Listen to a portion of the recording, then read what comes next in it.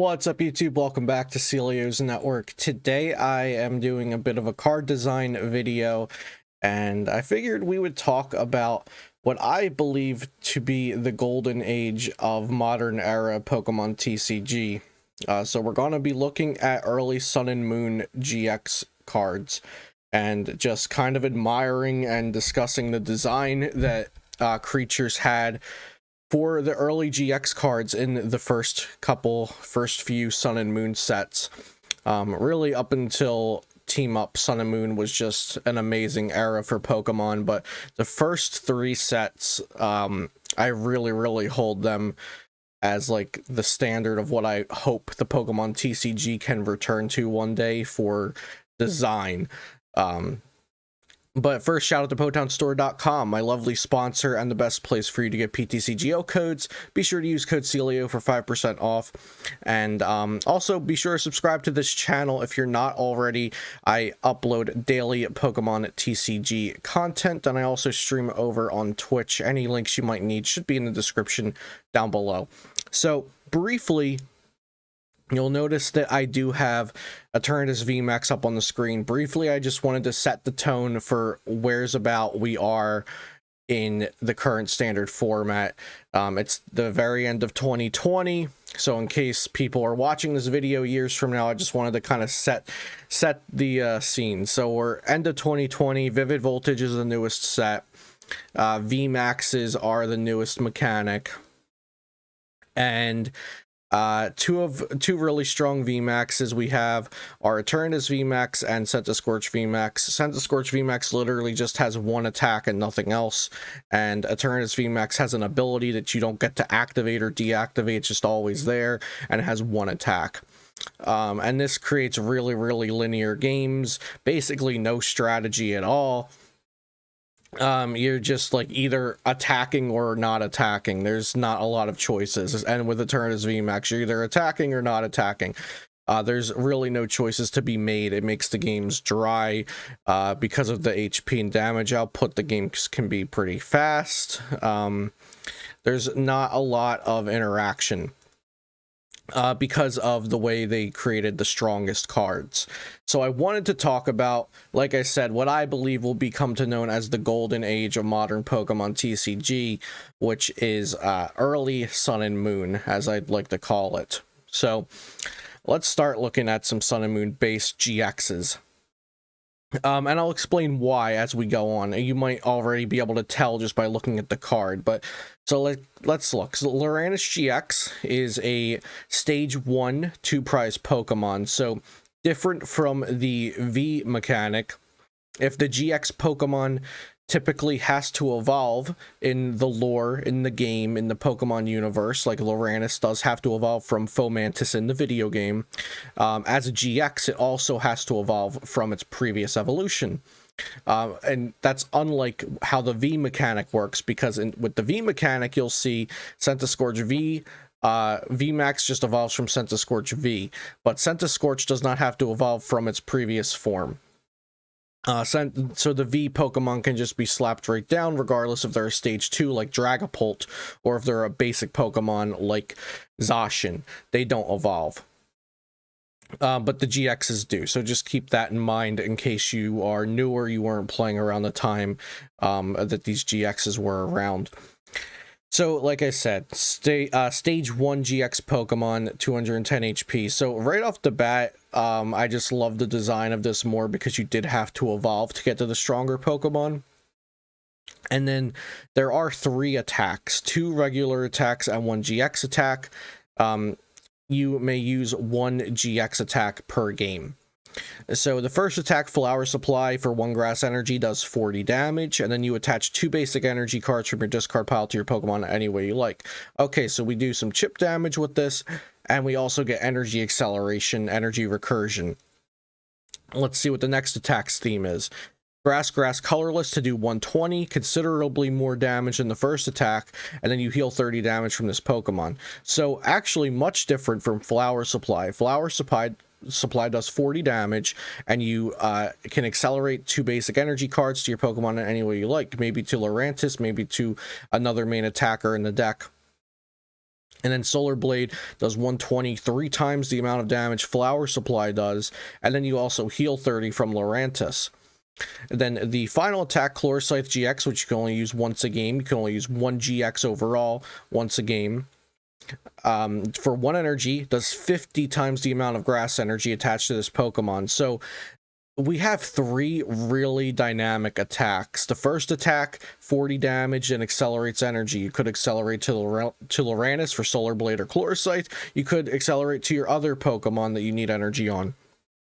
Solar Blade does a considerable amount of damage, roughly a 2-shot kind of attack in this in the metagame and in the format of this time, or you could even knock out single prize Pokemon, but you could safely 2-shot a lot of the stronger Pokemon with 120 damage. And then Chlorocythe GX, which is your kind of your one-shot kind of attack, but you can only use it once a game. But to one-shot another GX, you would need 4 or 5 or 6 energy. Probably 4 or 5. Yeah, 4 or 5 around this time. So it would take a considerable amount of energy to get a one-shot. So we're not going to spend this much time on every single Pokemon card we're looking at today, but I just wanted to show you guys Lowrance GX and discuss that it is so much different than what we have today with the VMAXs, because this card has 3 dynamic attacks, 3 very different attacks, and a lot of the time you will have to choose which one you want to use, and you will have to choose which one you plan to use the following turn. Like if you want to use Solar Blade next turn, you might attach a second energy, so you have that as an option. If you want to use Chlorocythe GX, you might want to attach more energy to have that as an option. Flower Supply has its own choices within the attack, because you have to choose where to put the basic energy cards at. So Lurantis GX and a lot of all of the GX Pokemon we're going to be looking at today were playable in their time. They were competitively viable, and they warranted choices. They had a really good interaction, whether it was doing chip damage to accelerate, or moderate damage and heal, or loading up this attacker so it can get a one-shot on an important Pokemon. Lurantis GX and a lot of these cards just really gave interaction and choices and skill expression to the game. Whereas there's really no skill expression with something like Gmax Centinferno. You're going to smack something for a lot of damage, and you're going to hope it lives so you can smack them again next turn, which is really different, and that's why I just really adore the early Sun and Moon sets. Lurantis GX from the base set Sun and Moon, of course. Let's go on to Alolan Ninetales GX from Guardians Rising, the second set of Sun and Moon. Alolan Ninetales GX, again, stage 1, 210 HP, really nice number. Water type, so it has access to things like Aqua Patch and Brooklet Hill in that day. Has to evolve from Alolan Vulpix, of course, since it is a stage 1 Pokemon. And again, you'll see 3 really dynamic attacks, and I loved this 3 attribute thing. As we go on, you'll see some Pokemon have abilities as well, but just this 3 attribute formula, I thought they really hit the nail on the head with this. So Alolan Ninetales GX has Ice Blade for 2 colorless. Notably, DCE, double colorless energy, was in format, so you could play this with double colorless energy. So this attack does 50 damage to one of your opponent's Pokemon. Really diverse attack. You can do 50 to the active or 50 to one of your opponent's benched Pokemon. You can clean up a kill, or you can set up damage for later on with it. Then Blizzard Edge for Water colorless does 160, so not typically one-shotting other GX Pokemon unless they are weak, but with GX Pokemon having an average amount of 210 HP for stage 1 GXs, you could Ice Blade something like an opposing Alolan Ninetales GX, and then on the following turn Blizzard Edge them for the knockout. And then of course discard 2 energy from this Pokemon. Then the final attack, which is the GX attack, is Ice Path. For colorless, move all damage from this Pokemon to your opponent's active Pokemon. So again, 3 dynamic attacks to choose from, all within similar energy cost range as well, much unlike some of the current GX VMAX Pokemon that are currently out that do have a little bit of choice. Something like Colossal, where it has the 1 energy attack and the 4 energy attack, and typically builds have to choose, will they be using the 1 energy attack or the 4 energy attack as their as what they're building around. Whereas something like a little Ninetales, you're reasonably using all 3 of these attacks within the same game and within the same strategy. So Ice Path GX is really, really neat because it's not only a heal, but it's also a damage, and it makes your opponent play differently if they know you have Ice Path GX as something you could use. But again, you'll see Ice Blade is a sniping attack or setting up damage or cleaning up knockouts. Blizzard Edge is your big smacking attack, and then Ice Path GX is kind of your utility, but it also can do damage, and it's just a really unique attack. And same as Lurantis, we got 3 dynamic attacks here that influence, or I'm sorry, not influence, but increase the skill expression. And it was really nice to have these decisions and choices in player interaction with attacks and cards designs like these. Next we have Lapras. Again, 3 really different things. We got collect, draw 3 cards. It could be used just for that, like install decks. Blizzard Burn 160 for 3 energy, can't attack during your next turn. So really strong to have that on a basic GX, because something like a little Ninetales GX has the 3 energy for 160, but it's a stage 1. And then Ice Beam GX, it would have been really crazy to give this Pokemon like one-shot GX attack when it already had Blizzard Burn that does a lot of damage. So it's water colorless for 100, and the opponent's active is now paralyzed. So we've got the draw 3 cards, so a little bit of a support attack. We've got 160, which is your max damage attack, and then we've got Ice Beam GX, which does 100, a moderate amount of damage, but it also has the utility of paralyzing your opponent's active Pokemon, again giving you choices. Umbreon GX. Ooh, I love this card. So we got Strafe for 30, and then switch this Pokemon with one of your benched Pokemon. We've got Shadow Bullet, 90 damage, and then 30 to one of your opponent's benched Pokemon. So already you got so many decisions and choices here. You can poke for 30 and switch into a Pokemon that's either a wall, or it's just a Pokemon you don't mind taking damage or getting knocked out, or a Pokemon that you want to soak up damage, like something like a little Ninetales, because then you could Ice Path. Shadow Bullet 90-30, so 30 setting up damage, taking a knockout from earlier damage while doing 90, a considerable amount of damage to the active. And then Dark Call GX, discard 2 energy from your opponent's Pokemon for 2 energy. So Dark Call GX, really, really cool, because you could include Umbreon in a deck just for Dark Call, but if you're playing those Dark Energy, you're probably going to end up using Strafe and Shadow Bullet at some point as well. And then Dark Call GX is a really cool utility attack. It doesn't necessarily fit with the others, but it's always there as an option if you wanted to slow your opponent down a little bit. Next, we have Espeon GX, one of the best GX Pokemon from Sun and Moon base. 200 HP for stage 1, so yes, a little weaker than a little Ninetales and Lurantis, just like Umbreon was. And it has, again, 3 attacks. This formula was amazing. The 3 attributes on these strong meta-defining cards, the GX mechanic cards.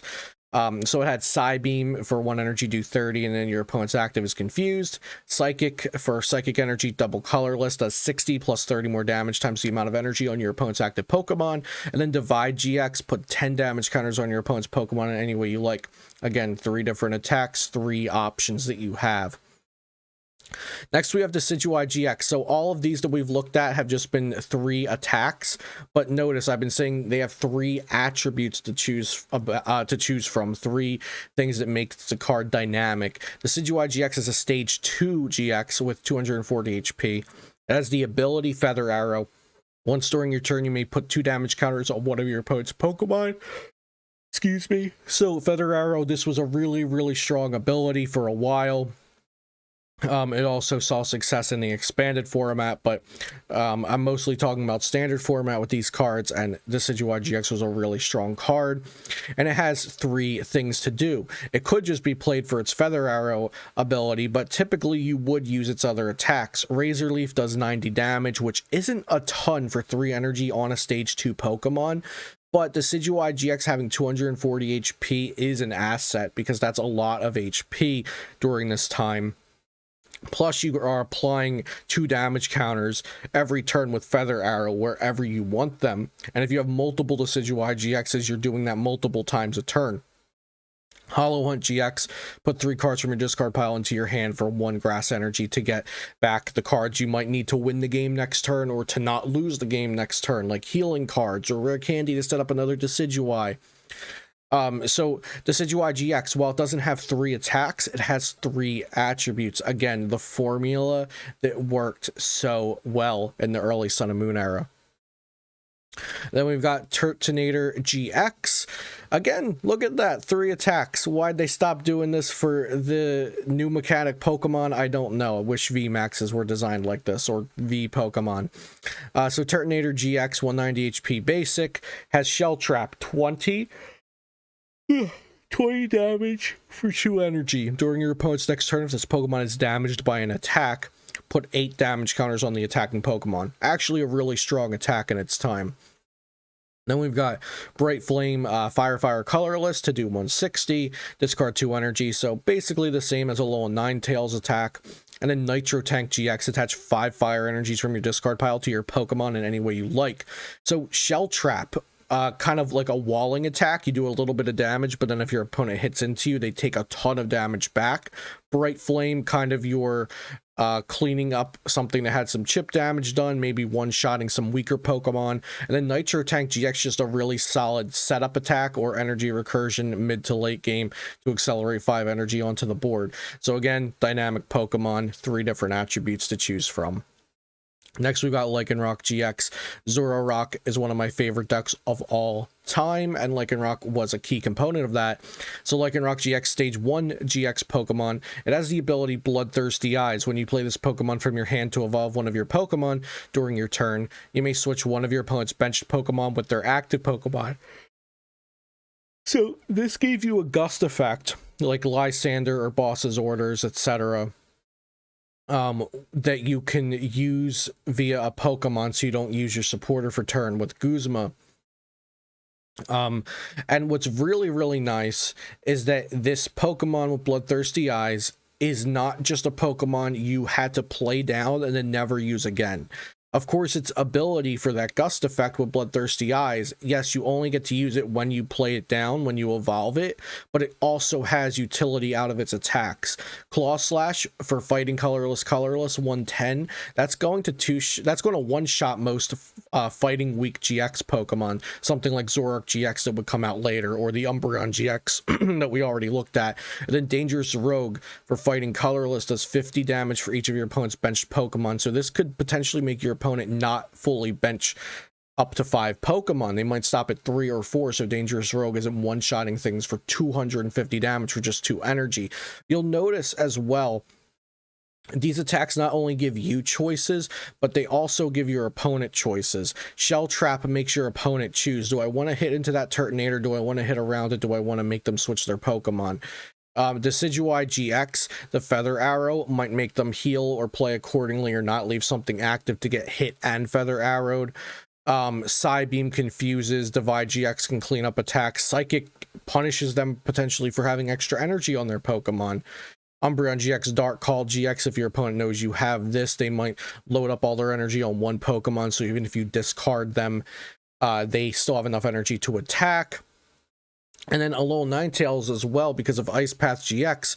Do they want to hit into Ninetales with a 160 attack, or do they want to chip away at it so you can't Ice Path all that damage off? So I really love that these cards not only gave you choices, but they also force your opponent into making choices, or making the wrong choice, and then you win because of that. The last one we'll look at is Gardevoir GX from Burning Shadows, which was the 3rd Sun and Moon set. Again, a 3 attribute GX Pokemon. So stage 2 with 230 HP. It has the ability Secret Spring. Once during your turn, you may attach a Fairy Energy card from your hand to one of your Pokemon. Accelerate a Fairy Energy. Very strong. This card was probably the most successful card out of Burning Shadows. Then we had Infinite Force for Fairy Energy. It does 30 damage times the amount of energy attached to both Pokemon. And then Twilight GX, shuffle 10 cards from your discard pile into your deck. So what I love about this card, and I actually have Zoro Gardevoir built right here next to me because I've been building Worlds 2017-2018 decks. The Twilight GX attack, it's not based on doing damage, just like the Hollow Hunt from Decidu. This card really is all about loading up energy and dealing as much damage as you can to your Pokemon, but also playing the energy resource game to use like Max Potion to heal, then reattach energy, or in the Gardevoir mirrors, seeing who attaches more energy first, so you could take advantage of that. But the Twilight GX, there's like almost always a good time in most matches with Gardevoir GX. There's almost always a good time to use that Twilight GX, whether it be early on after you dumped cards with a Professor Sycamore, or later in the game when your opponent doesn't have out in the active what you want to hit, but you could maybe shuffle back all of your Guzmas or shuffle back all of your DCEs, so you have more chances to hit those, so you can do more damage next turn. So the Twilight GX utility GX attack, I love that, and I love when the GX attacks are not big one-shot damage things. So that's all I have to talk about for today. I hope you enjoyed this video. I just figured, you know what, I don't have a video for today, so I'll sit down and talk about some early Sun and Moon cards, because I truly believe that Sun and Moon up until the tag teams is like the golden era of modern Pokemon TCG. Not necessarily even up to the tag team, but just the first 3 sets. I love them so much, and I just have fond memories of these sets, and I think the card design was just immaculate back then. So thank you for watching. Of course, as always, let me know if you guys want to see more videos like this. The card design videos have gotten really well received by you guys, so I really appreciate that. This is one of my favorite things to talk about on the channel, so I appreciate you all watching and supporting these videos. So be sure to leave a thumbs up if you want to continue seeing these videos. Subscribe to the channel if you have not already for daily Pokemon TCG content, and check out PotownStore.com, my lovely sponsor and the best place for you to get PTCGO codes. Use code Celio for 5% off. Have a great day. Thank you for watching, and I'll see you next time here on Celio's Network.